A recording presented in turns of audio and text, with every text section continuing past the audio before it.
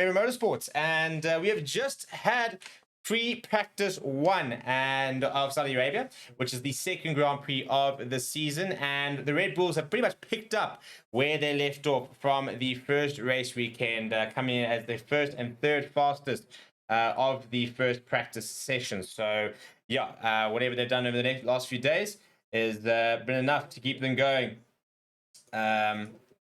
and keep them as the fastest team at the moment. So things are good if you're an Aston Martin fan, but obviously a long weekend ahead, and good to see some teams improving, for example, as well as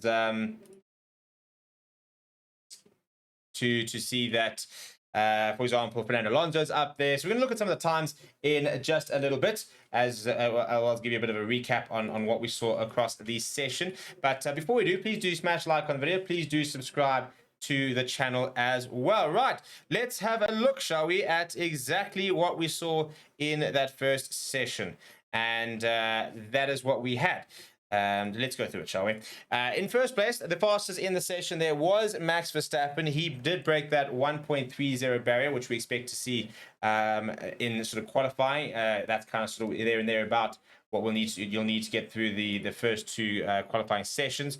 So Max Verstappen coming with the fastest lap time, 1:29.659, set on a set of softs, by the way. Fernando Alonso came in with the second fastest time. He was just under 0.2 of a second off the pace of Verstappen. Sergio Perez coming in, and he was he's about just over 0.2 of a second behind his teammate. George Russell was the faster of the two Mercedes, although Hamilton not massively far behind him. So they won't be too bad there, will the Mercedes. Then the two Ferraris of McLaren Sainz, who never really threatened that sort of top four, top three, let alone the top two, but relatively consistent, so they won't be massively disappointed with that session. Lando Norris, quite a bit faster than his teammate, Lewis Hamilton. Lance Stroll, who had an early incident, actually went into the wall. He eventually managed to get back out and start setting some better times. And Alex Albon, bit of a surprise package. The Williams coming and complete that top 10. We then got Valtteri Bottas in the Kick Sauber in 10th, 11th place. Danny Rick faster than Yuki Tsunoda a week after their mini fallout.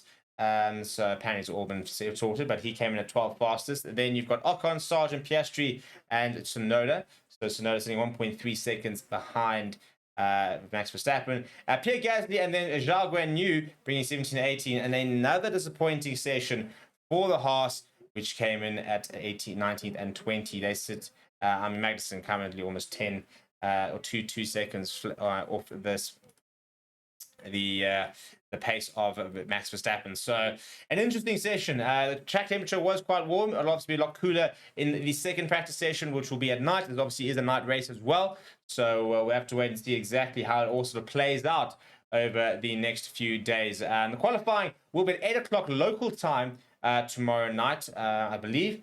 And the next session also similar time there tonight. So the next session starting in about 2.5 hours. So stick with us. We will have free practice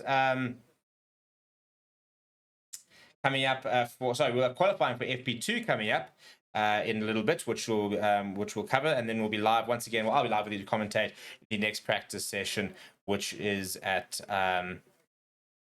as I mentioned 7 o'clock, 8 o'clock at track time. So welcome to the Forever Motorsports. If you're new, make sure you subscribe to the channel. Make sure that you smash like on this video as well. All the sessions, all the actions for the Formula One weekend live here on Forever Motorsports, so you can come and get involved here.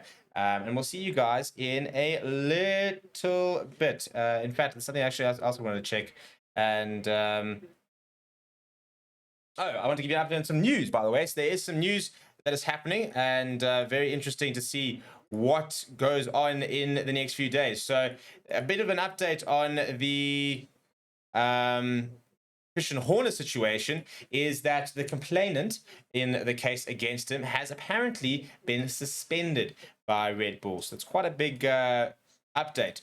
The fact that they have apparently allegedly suspended that staff member.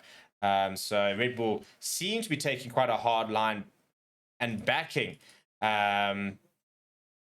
Christian Horner, which is interesting because, for example, Jos Verstappen was saying that, you know, if they don't look at removing him, for example, he's going to tear the team apart.